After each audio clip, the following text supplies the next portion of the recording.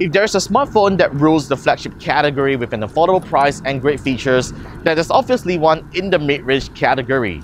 As for now, the Xiaomi Mi A1 is the most popular Android smartphone that offers great features and Android One software at a price of 999 ringgit. But as always, every smartphone has its serious contender.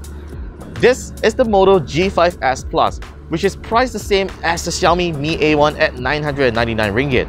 What does it have to dethrone the Mi A1? I'm Warren with KLGadgetTV. This is Moto G5s Plus versus Mi A1.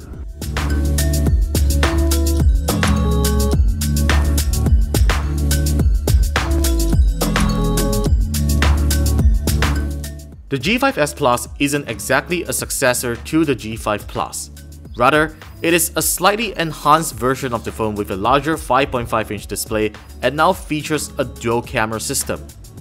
It is really surprising of Motorola to sell the G5s Plus 300 ringgit cheaper than the G5 Plus's launch price for these two major hardware upgrades. Just a quick recap, the Mi A1 is technically the international version of the Xiaomi Mi 5X, which comes preloaded with Google's Android One operating system. The Moto G5s Plus and Mi A1 has very comparable spec sheet. The Mi A1 has a larger built-in storage and slightly larger battery, while the G5s Plus has a higher resolution main and front camera. Now let's talk about design and build quality. The G5s Plus sports the familiar design we have seen on recent Moto smartphones. The camera bump is still there, but it's a lot thinner this time. And despite having a wider body than the G5 Plus, it feels very comfortable to hold with its rounded corners and curved back. While most people might find the looks of the Mi A1 slightly more attractive over the G5s Plus, it is a totally different story when you hold both devices on hand. The Mi A1 has some really thick bezels on the front and it is extremely slippery to hold. There have been many times that I almost dropped the phone due to the flat and smooth surface. Unlike the G5s Plus, the Mi A1 isn't splash resistant, so you really need to be careful when putting it next to your coffee or by the poolside. What I really like about the G5 Plus in my review back then was the front-firing speakers. The loudspeaker position is now at the bottom, which is similar to the Mi A1. Though I wasn't really happy with that change, it still sounds great and has lesser distortion than the Mi A1. Under the Android One program, the Mi A1 has the obvious advantage of getting updates and security patches faster than the G5s Plus. However, the latter shouldn't be much slower, as it also uses stock Android.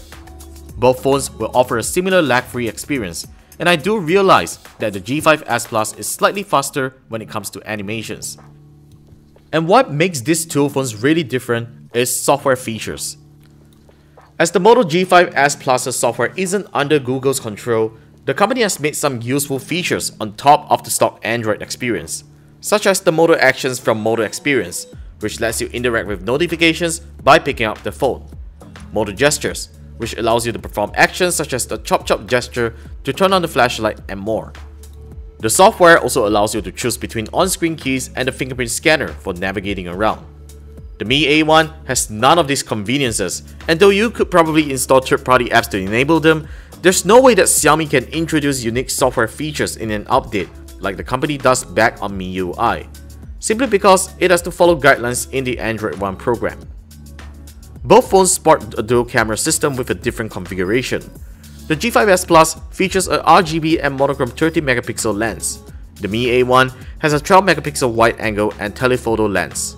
The G5s Plus not only has a higher resolution camera, but it has a larger f2.0 aperture as opposed to the Mi A1's f2.2 to f2.6 aperture range, which means it performs better in low light.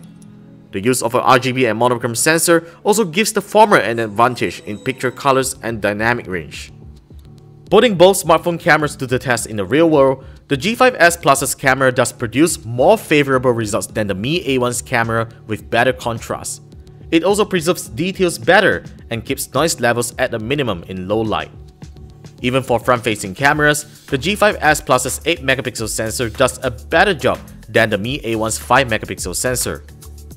There's even a professional mode if you seriously care about the quality of your selfies, and an LED flash should you need it.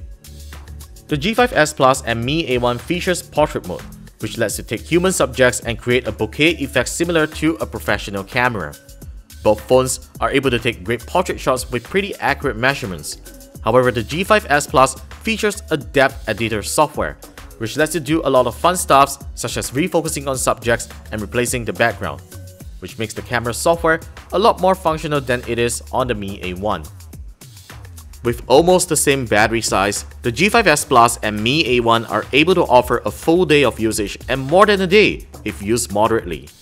The G5s Plus charges a lot faster as well than the Mi A1 with Motorola's Turbo Power, which offers up to 6 hours of usage with a 15-minute charge.